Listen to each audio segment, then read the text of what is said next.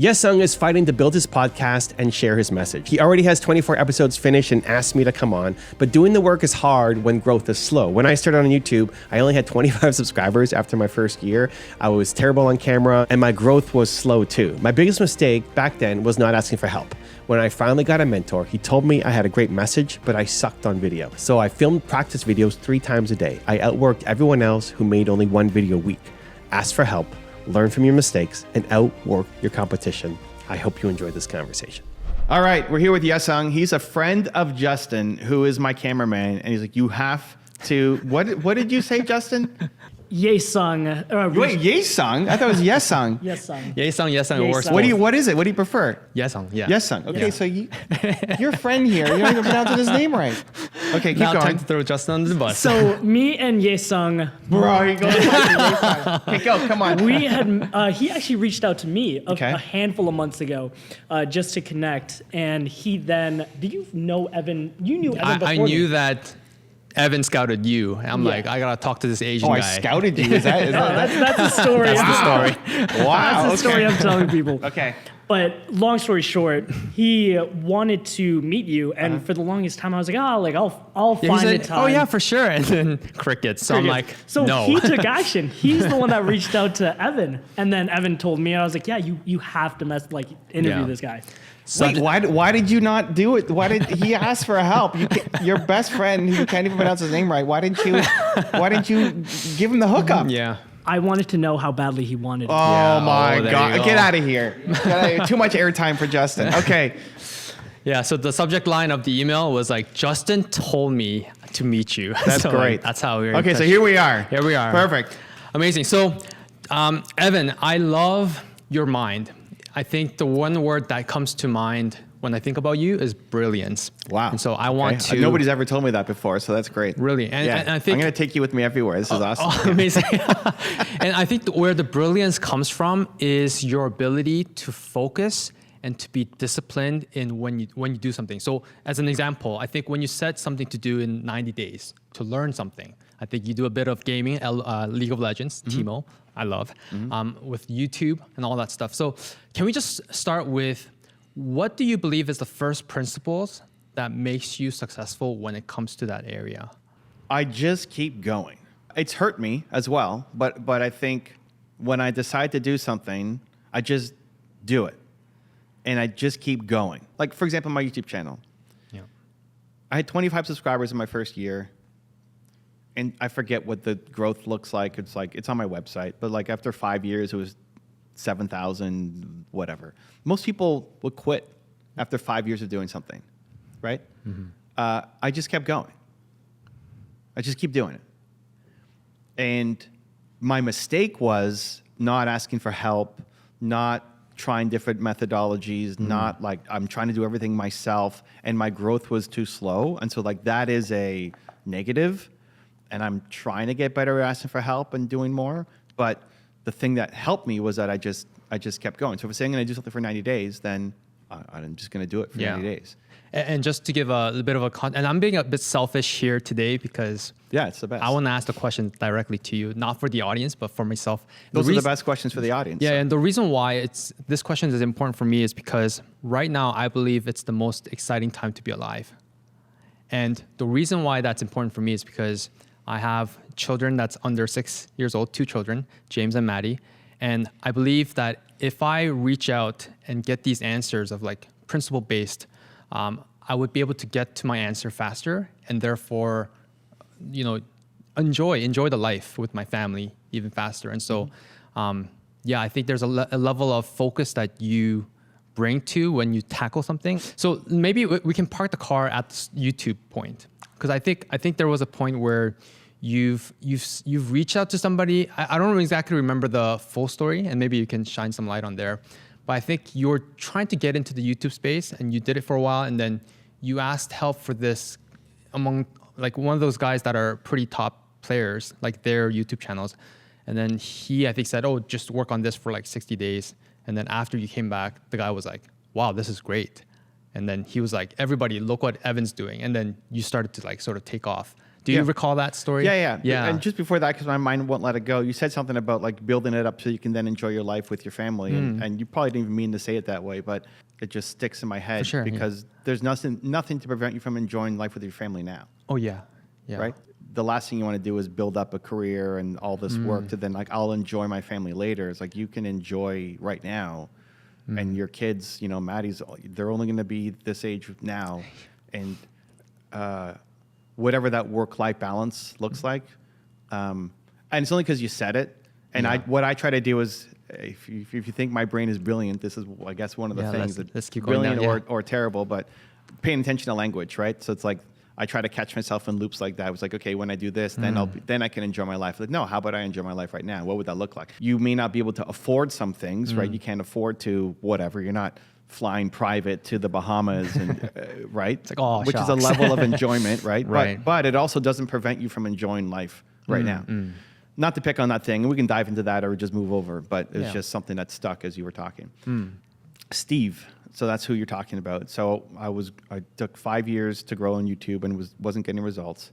There was a guy who was in Toronto who then said, I want to do a collaboration with you. I'd love to interview you for my show. And I met him at a Starbucks just down the street from here. And his name was Sean. And he said, my business agent thought that we should connect and do something together. Like, business agent? What do you mean? Yeah, my agent. It's like, what do you mean? How do you have an agent? Like, I thought agents were for like baseball players and... Right? You're a business guy. How do you have an agent? That's weird. Like, I have an agent. He's in New York. Like, he sets stuff up for me. Like, can I meet your agent? And I don't even know if I ended up doing something with Sean or not. I think I did. But the connection to Steve, the agent, was the thing that started to get some mentorship. And when I worked with him at the beginning, it was a struggle because I wasn't a typical person he would work with. He said most of the people that I work with already are great on camera, and they don't have a message. And we work with them to get their message out so they have something to say, because they're taking people from like news and TV who are they're fed a script. And so they don't have their own opinions yet or don't know how to articulate, but they're great on camera. He said, you're the exact opposite. You have a great message, like Believe is awesome, but you suck on camera. I'm like, bro, 5 years of making videos and I suck on camera, right? Like, oh my gosh. But it's also probably what I need. Like, great. Okay, so how do I get better? I think the story, I don't know what the timeline, if it was 60 days or 90 days, but he gave me a project, which was tell your foundation story. The first thing we're going to do is tell your foundation story. Like, why do you do what you do? This wasn't just like a 3-minute video. It's like 20, 30-minute video to tell the whole story. Wow. And so I would record the video, send it to him in the morning. He'd send it back to me. I'd record it. He'd give me feedback. And he probably wouldn't watch the whole thing, but I'd record the whole thing. He'd say, yeah, okay, do this, fix this. I'd do it again at lunch. I'd send it to him. He'd give me feedback. I'd do it again at dinner. Wow. Same day. Like, we did it 3 times a day. Wow. 3 times a day. Just again. I really wanted to get better at it. I was trying to apply his feedback. I understood most of the time what he wanted me to do, but it didn't mean I could do it. Okay. Right? So it's like, okay, he's Was there seeing an something. example maybe that you could think of? Even just having more emotional commitment. When you're telling this story about blank, you need to be more emotional in it and be more in your heart than just thinking and trying to memorize the details. Because I was summarizing and just explaining like it's a bullet form, right? As opposed to like taking people in. It's a foundation story. It's supposed to make people feel connected to you and the why. Right. So the emotion is more important than the exact words. And that was really hard for me to let go of, and probably still is. But I'm way better than I used to be at it. Yeah. So I understood what he was telling me. It doesn't mean I could do it, right? And so every time I did it, I got a little bit better. He gave me feedback. I got a little bit better. Gave me feedback. And I would do it 3 times a day. And at that point, you didn't have Justin or like somebody helping you with the camera. Was it just yourself? No, it was just me. Yeah, my very first video, I had my friend Mark Drager, shout out Mark Drager, came and filmed my first video with me. And it took us, I think, 2 days to film. And I'm in a suit and tie and trying to be perfect. Yeah. And memorize a script. And he did a great job. I sucked. And after that, like, okay, this will not work if it takes me 2 days to make like one video. So I just started filming on my own. So when I was with Steve at that point, I'm filming on my own. Do I have an editor? I might have an editor. I might have a part-time editor. I don't remember.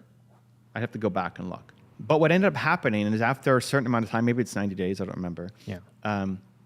I went from being the worst person at the agency to being the one that was being referenced to. It's like, hey, look at what Evan's doing. You guys should model what Evan's doing. And it was only because I was putting in the work, doing videos 3 times a day, where they were struggling to get one a week out. So they were better than me, but I was just out hustling them. And then I became the best practice for people to look to inside the agency to say, hey, you should model what Evan's doing. Not the 3 times a day, but just like the output. See this thing he made? Like, do it like that.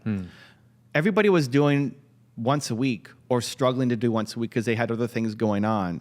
Did you have other things going on at that point, or were you like? Yeah, I mean, there's always a million things going on. There's never a time where like, I don't know, what I'm going to do. But back to your first question, I don't know, I was going to do it. Like the idea of doing it 3 times a day, the idea of like when Steve gave me feedback, okay, let's do it again. Let's do it again. So he gave me feedback and I just filmed it again. It just seemed like that was what we're supposed to do. I didn't know that other people were doing it barely once a week. Yeah. So it wasn't like, I'm going to out hustle these guys and I'm going to outwork these guys. And I don't think I'm a particularly fast learner necessarily either. I was just taking what he said and I just did it. You know, back to your first question. Yeah. It was a lot of work, but I didn't know any different. So I don't think of it as some like brilliant strategy. And I don't look at the other guys like, I'm going to out hustle you and I'm going to make this happen. I just kept doing it. And now with feedback, like I kept doing it on my own and I got to whatever 1,000, 9,000, 7,000 subscribers, right? Yeah. Like super slow growth. So that was not smart. But it was hard, like work hard, work smart, right? I wasn't working smart, I was just working hard. And then I can, with feedback, now work smart and hard and started to get better at it, right? The principles that I see hearing from your story is mastery. It's like, but it's not like mastery, as you said, from like, oh, I'm going to hustle these guys out of their jobs and like, I'm going to be the best. It's like, you love the craft. And I think there's a moment of where you really wanted to get better at delivering the emotional side. I wonder, could you shine some light on like at that time when you were video after video, like what was the emotional message? And I think it aligns with Believe, which is your core message, but was there the thought behind mastery? Like, no, I think I've learned a lot of mastery along the way, but it was never the goal to be a master. I want to help. Like I want to serve. Like, why do I do what I do? Because 19-year-old Evan, you know, almost quit on his business, and I want to help as many 19-year-old Evans out there not quit on their businesses. I'm an introvert. I don't like the camera. Yeah. I have no, like going on speaking on stage, I don't enjoy. I like the meeting in the hallway afterwards, but on stage, like I would rather not have the spotlight on me than on me. Like, this was the biggest fight I had with my agent for years too. It's like, did you really? You need to be famous. Like, I don't want to be famous, Steve. I have no goal to be famous. It like does not make me happy to be famous. And it's probably more me learning to listen and maybe a little bit of him changing the message a little bit. Yeah. But when he said, the more people know you, the more people hear the message, then that was like an unlock for me. Like, like getting more known isn't about me being famous. It's about more people learning about Believe and changing their own lives, right? Sparse, so then it became okay, I need to get better so that the message can reach more people. But it's a lot still I make a lot of decisions with my heart that then looking backwards make sense strategically, but there wasn't a strategy. Wow. It's just, why are you here? Yeah. Because, do you want me to answer? No, I mean, you reached out, Justin said yes. Like, okay, I mean, that's it. That's the reason. I want to help Justin. Yeah, you know, I trust that he has decent judgment in people. If you sucked, then I'm never taking a recommendation from Justin again, right? Like, Justin, I'm putting you on the line, man. Right? Well, that's like that's how Justin said, have him on. Okay, cool. Here we are, right? Like, today's a crazy day. I don't know how many interviews we're filming. Right. We've got like 10 people or something coming through here. Yeah. And we saved a spot. Okay, let's have you in, and it's great. But it's not strategy. It's a heart-based thing. Most of what I do is actually a heart-based thing. But then when you look backwards, like whatever happens with this, you go on to go change the world, and we can look back at this interview and be like, hey, I was on his show. Like, that was a really smart strategy. Yeah. I didn't think at all about it. Justin said, talk to the guy. Like, here we are. Yeah. I want to support Justin and his friends, right? Like, that's basically the end of it, right? Yeah. And now this is cool. Now we have a connection. But it's not I don't make decisions through strategy almost ever, but when I do, it's not in isolation. Like it's heart first and then brain. So even like brilliant mind, I don't know. Maybe it's more like a caring heart. Caring heart. Yeah. To take away from that is like people focus on like, oh, I gotta have the right strategies, but you're saying like once you make the decisions from your heart, you'll make everything else right. And the theme of like fighting for yourself, maybe the word can be rephrased in a different way, but like you're saying when you just kept on repeating video after video, you're trying to get better so that you can serve more people. But ultimately you were serving the 19-year-old Evan. And I think I truly resonate with that because being an immigrant Korean here in Canada, like there wasn't anybody that said, here, let me coach you this way, or like, let me guide you this way. And I totally feel the last 34 years of my life is like me fighting for myself, but I'm like, I don't want to wear the badge of honor of like doing it by myself anymore because I've learned the hard way that's not the best way to do it. And it doesn't scale. And so that's crazy because it was 2014. I was 34 when I met Steve. I met Steve, my agent, and I married my wife, Nina, at 34, 2014. Wow. Yeah. So 34 is a magic age. 34. Let's go. That's the answer to life. Yeah. But it's big decisions with the heart and small ones with the head. Like you need both. Yeah. But if it's ever a question, it's like when you're trying to decide, should I do this or not? And people make the list of pros and cons. Like that's not the way to think about it. Because often the best decisions that you should make are the ones that have very few pros, but like the pro is like life-changing and you just want to do it. And at that time, the message that you carried, like believe was? Yeah, I wanted to help. Like I'm a visual learner. I didn't even know there was very little strategy. YouTube, when I started in 2009. Like was it popular back then? Barely. Thought leadership wasn't a thing. Like it was like a so 10-minute video was crazy long. What are you doing? I made a 6-minute video and I got yelled at for it being too long. Like it was completely, I just did it because I like seeing, I'm a visual guy. Yeah. I wanted to see it. I didn't want to read, so I wanted to see it. And so cool. if like 50 people saw the video, like that's 50 people. I would say one person, that's maybe a life-changing video for them. Like that's why I did it. And it just kept going. It's not smart. Yeah. I could have been way smarter about it. But a lot of smart people stop because they don't have enough heart. There's a lot of smart people who don't win because they just don't love the thing. Nick Peterson has a great line, you never win a race you don't want to be in. And a lot of people start a podcast because it's like, oh, that's the thing to do and I can make a lot of money doing it. If you're doing this, right, and it's like just a strategy, you're going to lose. Yeah. There's like, 100%. If you don't 100%. actually enjoy interviewing people and asking questions, being curious, you're going to lose because you're going up against people who actually love the thing.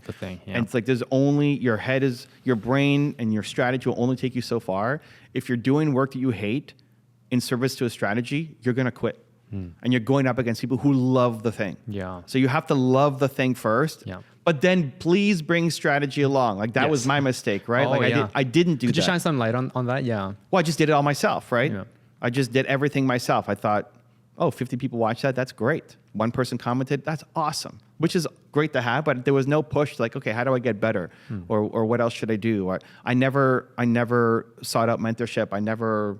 It just didn't occur to me. I don't know. That was your first mentoring that in you this. had? Yeah. Yeah. Okay. Yeah. And it only came because, Sean said, right. I have an agent. I'm like, What are you talking about? And I still don't, I think most people don't ask for help enough, That's why like when Justin said, hey, can you help my friend? Yeah. Like, yeah, I try to help if I can. I can't always. Maybe the ask is too big, but let's make it work. Like we did it on a day when I'm filming a whole bunch of stuff. It fits, right? Yeah. If you can make this time, cool. If not, okay, like it's going to be in 6 months, right? But I think most people would try to help, like if somebody was getting started and you would try to help if you could, right? Yeah. And that's the idea, is to try to be, if you help one person, then they'll go help other people too. Like they'll remember that you are nice and kind and you help them. And so hopefully they do that for others as well, right? Some people look, you mentioned there's nobody in the Korean community here who's doing anything. Like you then can be that inspiration, right? People will look at you. Right. And the fact that you're willing to try is an inspiration. And even if you don't have 1 million followers yet, they're like, but you're doing it, and you're doing interviews, and you're trying, and you're showing. It's like if he's trying, like maybe I can try too. Like for some people, like just that's enough, right? Yeah. And I think that's really cool. Yeah. Evan, as we wrap up this episode with that theme of like fighting for yourself or serving out of excitement to serve, what are some exciting things that you're working on into the new year that we can be excited about?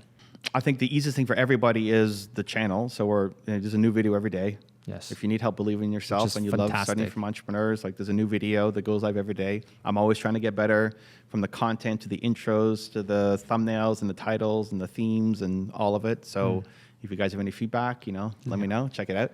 And then for the more advanced people who are trying to get into this, we have different programs, our Movement Makers program, our Mastermind program, our Brandlytics software, for people who are really trying to take either YouTube seriously or... Do they have to be business owners or... You have to either be already taking YouTube seriously and are trying to get to the next level, Yeah.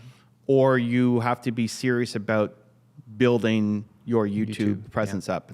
We don't help influencers who are doing dances and following trends. Yeah. It's thought leadership. Yeah. So you have a message and you want the world to hear it, and you're trying to build a business on the back of it. Those are the people we help inside our 2 programs. Amazing. Yeah. And for the listeners that are like still on the fence, like why YouTube? Like I have different platforms, but YouTube is one of the best. Could you just shine that light and we'll close the episode here? I think it depends on what you're trying to do. If it's education, YouTube is the number one place. So it's really short form versus long form content. Okay. Short form content is for entertainment and inspiration. Yeah. Long form content is for education and purchases. Doesn't mean that you can't learn a little bit on a TikTok video or you can't buy through. Yeah. You can, but if there's a education cycle and you want somebody to buy, you'll get just way more results out of YouTube long form. Right. And it's the only long form platform, so that's the place to be. It's the only place. That being said, though, if you love TikTok, then just start. Yeah. Start your TikTok. Start making don't. We think about things for too long and we obsess over like, is it the right platform? Is it the right gear? Am I wearing the right Strategy. thing? What's the right questions? Like Yeah. you just start, and you will learn as you go. And then pay attention to the thing that you actually love. Because if you keep dialing in on the thing that you love, maybe you love the editing. Cool, dive in and make killer edits. Maybe you hate the editing. Cool, dive in and ask better questions. Yeah. Right? It's just find the thing. You will win by being in the race that you want to be in. Yeah. Amazing. Love the principles shared today. Thank you so much, Evan, for your time. Cool. Yeah. And for people watching on my side, where are they going? Tell us about you. Yeah, you can find me on Yesung Cho or Yesung C, depending on IG or YouTube. I'm sure it'll be in the links in the comments below. Yeah. So How many episodes of your podcast do you have? this is the 24th. Let's go. Yeah. And Okay. so we're restructuring and being really focused. How often do you do it? I did it once a week for 90 days and then I backtracked, but I Okay. realized I was like, I need to position myself to be powerful. And this is one of the ways to be Okay. conversing with people. Well, episode 100. We'll come back. Let's do it. Amazing. I'll keep that in mind. Let's go. Awesome. And congratulations, you're one video closer to who you're meant to be. To watch you coach another amazing entrepreneur, check the video right there next to me. I think you'll love it.